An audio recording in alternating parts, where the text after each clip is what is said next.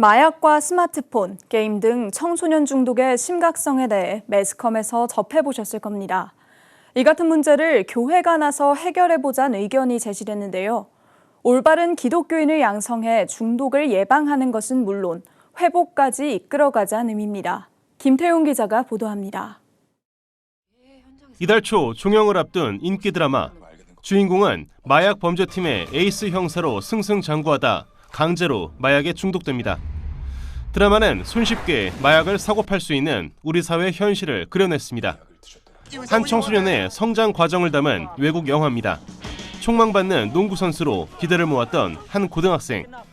진로에 대한 고민과 막연한 호기심으로 손댔던 마약은 그의 모든 것을 앗아갔습니다. 끊을 수 없었던 마약. 결국 그는 거리의 불황아로 전락합니다.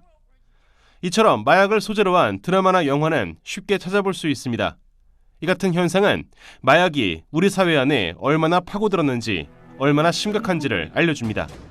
실제로 우리나라 전체 마약 범죄자는 10년간 2배 증가한 것으로 집계됐습니다.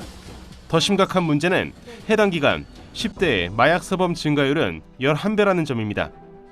마약을 비롯한 각종 청소년 중독 문제의 심각성을 인지하고 해결 방법을 찾기 위해 한국 교회가 머리를 맞댔습니다. 교도소에서 소장으로 근무하며 마약 범죄자를 대상으로 심리치료와 직업훈련까지 진행해본 서호영 교수. 서 교수는 청소년들은 마약으로 인해 무너져가는 일상, 또 자기 본래의 모습을 잃어버리는 속도가 훨씬 더 빠르다고 설명합니다.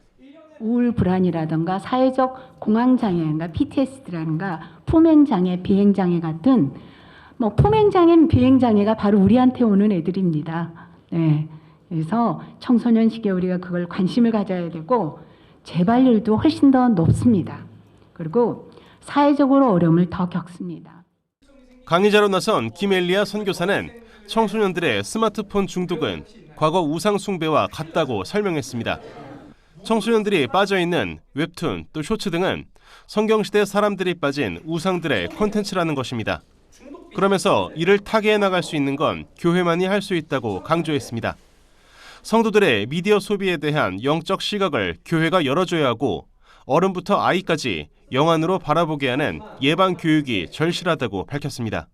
우리는 함께 고민해야 되고 아이들에게 내려다보면서 너희들이 이게 문제라고 하는 것이 아니라 우리가 먼저 겸손하게 공부하고 우리가 먼저 회개하고 우리가 드린 예배의 그 영성이 아이들에게 흘러가게 해야 됩니다. 청소년들의 올바른 성장과 회복을 위해 뜻을 모은 자리. 이날 참석자들은 교회가 예방과 상담의 역할을 하고 가정에서의 소통을 강화하면 각종 중독 문제를 개선해 나갈 수 있을 것이라고 입을 모았습니다. 구티비 뉴스 김태용입니다.